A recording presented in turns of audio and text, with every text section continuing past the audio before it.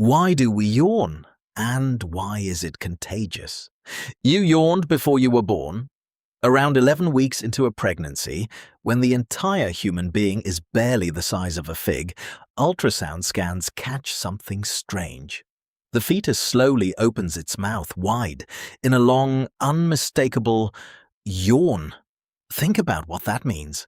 That baby has never been tired. It has never been bored. It has never seen another person yawn. It has never seen anything at all. It isn't even breathing air yet. And it's already doing it. So, whatever a yawn is for, it is not what you've been told. So why do we yawn? And why, the second you watch someone else do it, can you suddenly not stop yourself from doing it too? Here's the thing nobody tells you. Almost everything you've heard about yawning is wrong. You've probably been told you yawn because your body needs oxygen. Your blood runs low, you take a big gulp of air, problem solved. It's a lovely, tidy explanation, and it is completely false. A scientist named Robert Provine actually put it to the test. He had people breathe air with extra oxygen in it, then air with extra carbon dioxide. If yawning were really about topping up your oxygen, that should change how much people yawned. It didn't. Not at all. You can flood someone with oxygen, and they will yawn exactly as much as before, so cross that one off. A yawn is not your body gasping for air. It's doing something far weirder. The best answer we have is that a yawn is a radiator. For your brain is an incredibly hungry, incredibly hot piece of equipment. It's only about 2% of your body weight, but it burns around a fifth of your energy, and all that activity throws off heat. And your brain is fussy. It works best inside a very narrow temperature range. Let it run even slightly too hot, and it starts to slow down. That's where the yawn comes in. Look at what a real yawn actually does. You stretch your jaw as wide as it will go, which forces a rush of blood through your skull, like opening a valve. At the same time, you pull in a huge, deep breath of cooler outside air. Together, that jaw stretch and that cold inhale work like a fan blowing across a hot engine. A yawn physically cools your brain down by a fraction of a degree, and the evidence is oddly convincing. People yawn more when their brain is warmer. Press a cold pack to someone's forehead or have them breathe only through their nose, both of which cool the brain, and their yawning drops. People even yawn more in certain seasons when the outside temperature is just right for a yawn to actually help. Here's a small piece of evidence that sounds made up but isn't. Scientists measured how long different animals yawn, and they found something clean. The bigger and more complex the animal's brain, the longer its yawn lasts. A mouse yawns for a fraction of a second. And humans? We have the longest yawns of any animal ever measured, about 6 seconds. A bigger radiator for a bigger, hotter brain. So a yawn isn't about air, it's about temperature.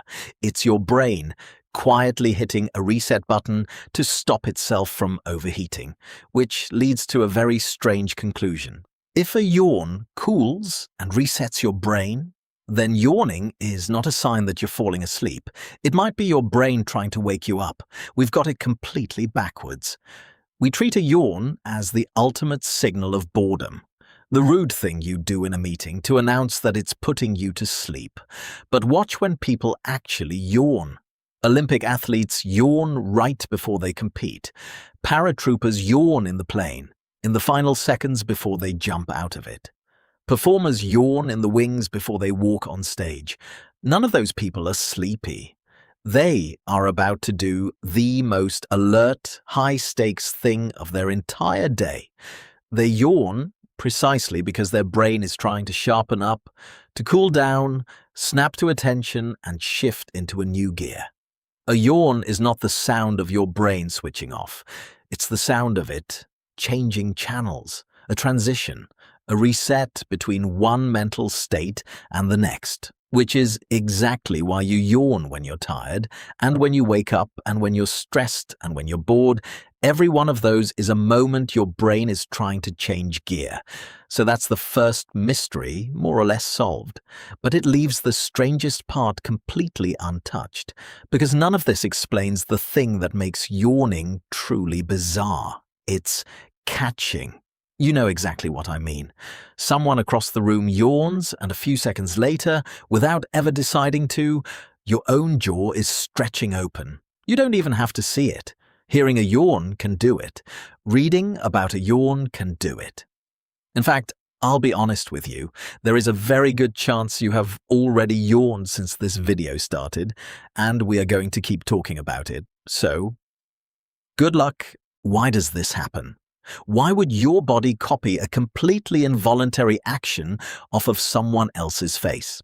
Here's where yawning stops being about your brain's temperature and starts being about something much deeper, your connection to other people. Because contagious yawning, it turns out, is a hidden little test of how socially wired you are.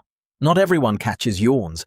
Only about half to two-thirds of adults are susceptible at all, and the people who catch them most easily tend to score higher on empathy, the ability to actually feel what someone else is feeling, and it gets more specific. You are far more likely to catch a yawn from someone you are close to. Researchers found a clear ladder.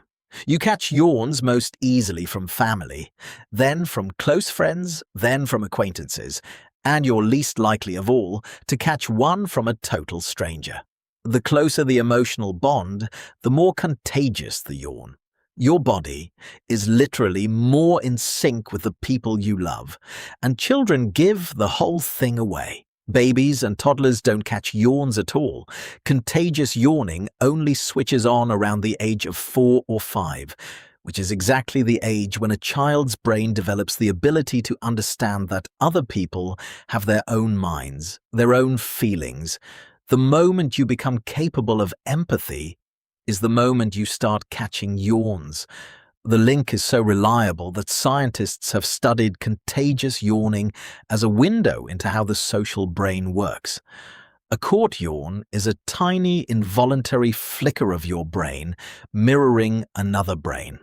Proof, in a fraction of a second, that on some level, you and that other person are running the very same program, and you are not the only animal doing this.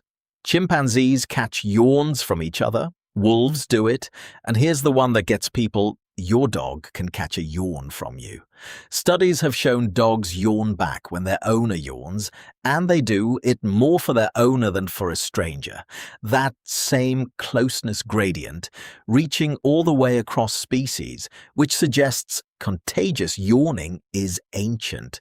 Long before language, a yawn spreading through a group may have been a way to synchronize an entire troop, to quietly pass around a single signal that said, "It's time to rest," or "It's time to be alert," to pull everyone's brains into the same state at the same moment.